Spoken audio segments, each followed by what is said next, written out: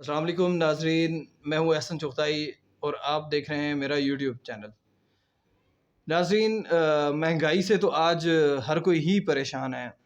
جہاں پیٹرول کی قیمتیں آسمانوں کو چھو رہی ہیں، وہیں پہ اگر آپ بجلی کے بلوں کی بات کریں یا باقی جو ڈیلی روٹین کی چیزیں ہیں، اشیاء خورد و نوش ہے، کھانے پینے کی چیزیں ہیں، جو ایک عام انسان کی بیسک نیڈز ہیں، وہ بھی آسمانوں کو چھو رہی ہیں۔ ناظرین کرام، آج کے زمانے میں کوئی نہیں ایسا کہ جو بڑھتی ہوئی مہنگائی سے پریشان نہ ہو۔ ویسے تو مہنگائی ایک بین الاقوامی مسئلہ ہے، اس میں کوئی شک ہی نہیں ہے، لیکن دنیا کے سبھی ملکوں میں ضروریات زندگی کی چیزوں کی قیمتوں میں روز بروز اضافہ ہوتا جا رہا ہے۔ ایک بڑی حد تک یہ ایک فطری عمل بھی ہے کہ کیونکہ دنیا کی جو آبادی ہے اس میں نا بہت تیزی سے اضافہ ہوتا جا رہا ہے۔ اس رفتار سے چیزوں کی اگر پیداوار کی بات کی جائے تو اس میں اس رفتار سے اضافہ نہیں ہو رہا۔ اور یہ بھی ایک بات ہم سب جانتے ہیں کہ جب کسی چیز کے خواہش مند یا طلبگار زیادہ ہو جائیں تو اس کی قیمت آبویسلی ایک آبویس سی چیز ہے کہ بڑھنا شروع ہو جاتی ہے۔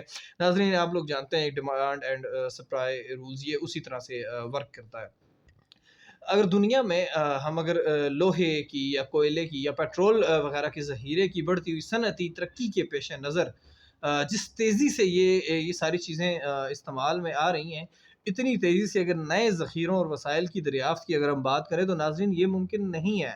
غرض یہ کہ یہ جو چند عام ایک حقائق ہیں جو دنیا کی بڑھتی ہوئی آبادی کی اگر آپ بات کریں یا مہنگائی کو لے رہے ہیں آپ، اس کو سمجھنے میں ہمیں مدد دیتے ہیں۔ لیکن ناظرین کرام، پاکستان میں مہنگائی کا مسئلہ دنیا بھر کے سبھی ملکوں سے زیادہ شدید اور تشویشناک ہو گیا ہے۔ آپ پاکستان بیسکلی ناظرین کرام بنیادی طور پر یہ غریب اور پسماندہ ملک ہے جو آزادی ملنے کے بعد سے ترقی کی جدوجہد میں کنٹینیوسلی مصروف ہے۔ لیکن ہماری ترقی کے دیکھیں ناظرین کرام، ہماری جو ترقی کے تمام منصوبے ہیں، ملک کی بڑھتی ہوئی آبادی کی ضروریات یا اشیاء زندگی کی جو اشیاء ہیں اس کی کمی کی وجہ سے پوری طرح عمل میں نہیں آ پاتے ہیں۔ جس ملک کی بیشتر آبادی کو 2 وقت پیٹ بھرنے کو اناج تک نہ مل سکے، آپ وہاں پہ کس طرح کی ایک سوشل ڈیولپمنٹ یا سماجی ترقی کو آپ تہذیب و تمدن کی آپ کیا بات کرتے ہیں یا وہ کیا اس میں بہتری آ سکتی ہے؟ اس چیز کو تو ہم ایک مذاق ہی سمجھے کہ جس شخص کو 2 وقت کا کھانا نہیں ملتا اس کو کیا لگا کہ ملک ترقی کر رہا ہے یا نہیں کر رہا، اسے تو کھانا چاہیے، اس کو تو وہ بیسک نیڈ اس کی چاہیے۔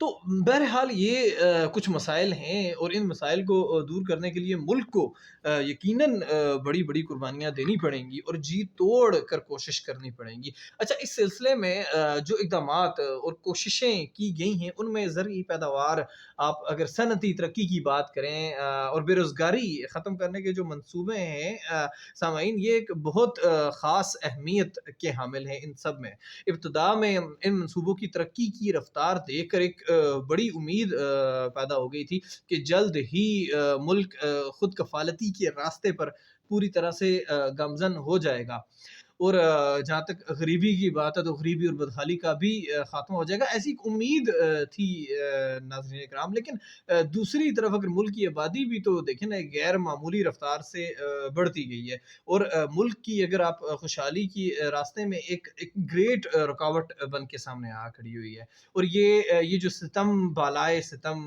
یہ کہ اسی دوران ملک کو کئی بڑی طاقتوں یا بیرونی طاقتوں سے جنگ کرنے پر بھی مجبور ہونا پڑا۔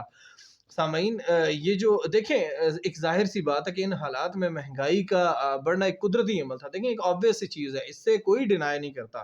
لیکن جو موجودہ مہنگائی کی صورتحال کو آپ اگر منافع خوری یا آپ اس میں بلیک مارکیٹنگ کی بات کریں یا رشوت کی بات کریں، اس حد تک ان چیزوں کو پہنچا دیا ہے کہ درمیانہ اور جو اوسط طبقے کے لوگ ہیں، دیکھیں میں مڈل کلاس لوگوں کی بات کر رہا ہوں، دیکھیں ایک جو لوگ ہیں جو آلریڈی پاورٹی لائن سے نیچے، وہ بیچارے ان کی تو کیا ہی بات کریں، لیکن جو مڈل کلاس طبقہ تھا وہ بھی ایک پاورٹی لائن کے قریب پہنچ گیا، یا شاید کچھ تو پاورٹی لائن سے نیچے چلے گئے، ان کو بھی 2 وقت کا کھانا بھی نہیں مل رہا ہے۔ اتنے حالات سنگین غمگین ہو چکے ہیں. اب غریبی میں کمی کی بجائے بے پناہ اضافے پہ اضافہ ہوتا جا رہا ہے. اچھا آج پاکستان میں بھوک، مفلسی اور بدحالی کا مسئلہ جتنا اہم ہو گیا ہے سامعین، شاید ہی پہلے کبھی اتنا تھا.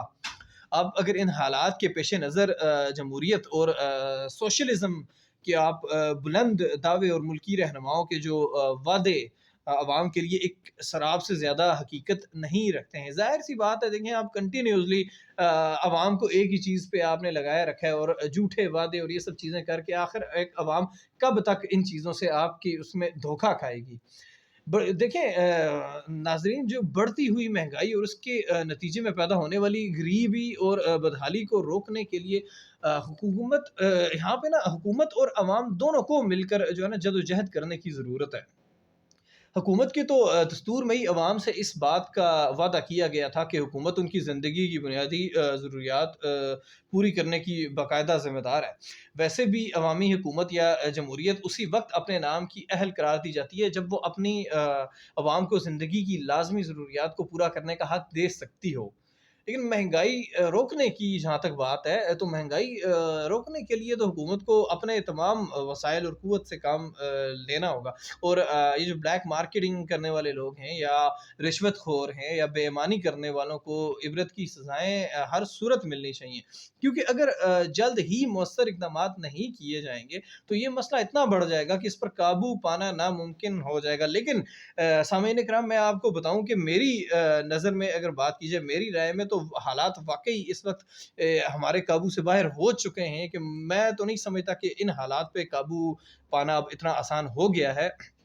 بہرحال مہنگائی کی وجہ سے ایک طرف تو حکومت کے بہت سے ترقیاتی منصوبے جو ہے تو وہ کمپلیٹ نہیں ہو پاتے ہیں، اور دوسری طرف ملک میں بے اطمینانی اور جگہ جگہ حکومت کے خلاف جذبات پیدا ہوتے ہیں. دیکھیں میں نے اس سے پہلے بھی انویسٹرز کی بات کی تھی کہ دیکھیں جب انویسٹرز ٹرسٹ نہیں کریں گے گورنمنٹ پہ تو کس طرح سے جو ترقیاتی منصوبے ہیں وہ کمپلیٹ ہوں گے. دیکھیں ایک انویسٹر اگر کسی ریٹ پہ حکومت سے کوئی کسی قسم کا بھی معاہدہ کرتا ہے تو ایک ماہ بعد، 2 ماہ بعد مہنگائی کی وجہ سے ان ریٹس میں بہت آپ یوں کہہ سکتے ہیں ناظرین کہ ہیل آف ڈفرینس آ جاتا ہے، جس سے ایک انویسٹر کو بھی نقصان ہوتا ہے. اور پھر اوپر سے اتنے زیادہ لگائے گئے بلا وجہ کے ٹیکسز جو ان کو کام کرنے سے روکتے ہیں، تو ایسے ترقیاتی منصوبے عمل میں نہیں آ پاتے. اور دوسرے ملک میں بے چینی اور میں نے جیسے کہا کہ پھر گورنمنٹ کے خلاف جو ہے تو جذبات پیدا ہوتے ہیں اور جو تخریبی کارروائیوں اور توڑ پھوڑ کی شکل میں پھر وہ ظاہر ہوتے ہیں. اور ان تخریبی کارروائیوں سے میں آپ کو بتاتا چلوں کہ جو ملک کے جو ایک اطمینان ہے، ایک امن و اطمینان ہے، اس میں بھی خلل پیدا ہوتا ہے اور ترقی کے منصوبے ایک آپ یوں کہیں کہ سست اور بے عمل ہو جاتے ہیں. اچھا اسی مسئلے کے نتیجے میں سرکاری ملازمین بھی پھر تنخواہوں میں اضافے کی مانگ کرتے ہیں اور ہڑتال کرتے ہیں. ریلوے کی آپ بات کریں، آپ ڈاک کی ترسیل کی آپ بات کریں، اہم شعبوں کی ہڑتالوں کی آپ بات کریں، ہر سال اس میں کروڑوں روپے کا خسارہ اسی وجہ سے ہوتا ہے. اچھا حکومت اب تک کوئی مؤثر اقدامات کرنے سے قاصر رہی ہے، لیکن اس کی جو ایک بڑی وجہ میں آپ سے ڈسکس کرتا چلوں کہ عوام نے بھی حکومت کو اس سلسلے میں مناسب تعاون نہیں دیا ہے. اب دیکھیں ظاہر سی بات ہے کہ قانون اور حکومت ہی منافع خوروں کو سزا دے سکتی ہے نا. یہ ایک عوام کا، عام آدمی کا تو یہ اس میں کوئی عمل دخل نہیں ہے. لیکن کیا عوام کا یہ فرض نہیں تھا کہ وہ ایسے لوگوں کو قانون کی نظر میں لائیں، ایک پرامن طریقے سے ذخیرہ اندوزوں وغیرہ کو بے نقاب کریں اور ان کا جو ہے تو سماجی سوشل بائیکاٹ کریں. دیکھیں اگر عوام اور حکومت دونوں مل کر اپنی ذمہ داریوں کو پوری طرح سے اپنے خلوص اور لگن کے ساتھ انجام دینے کی اگر کوشش کریں تو میرے خیال میں وہ دن سامعین کرام وہ دن دور نہیں ہے کہ جب ایک بار پھر ملک میں خوشحالی کا سورج چمکے گا. ناظرین اکرام، یہ تھی آج مہنگائی پہ کچھ تھوڑی سی میں نے آپ کے ساتھ بات کی. تو اچھا ناظرین اکرام، میں اس سے پہلے بھی آپ کو کہہ چکا ہوں کہ اس طرح کی ویڈیوز بنانے میں ہمیں کافی محنت درکار ہوتی ہے. تو میں اس ضمن میں آپ سے میری یہ ریکویسٹ ہے کہ آپ اس کو ضرور سبسکرائب کریں اور اپنے دوستوں کے ساتھ بھی شیئر کریں تاکہ وہ بھی ہماری اس محنت سے مستفیض ہو سکیں. شکریہ.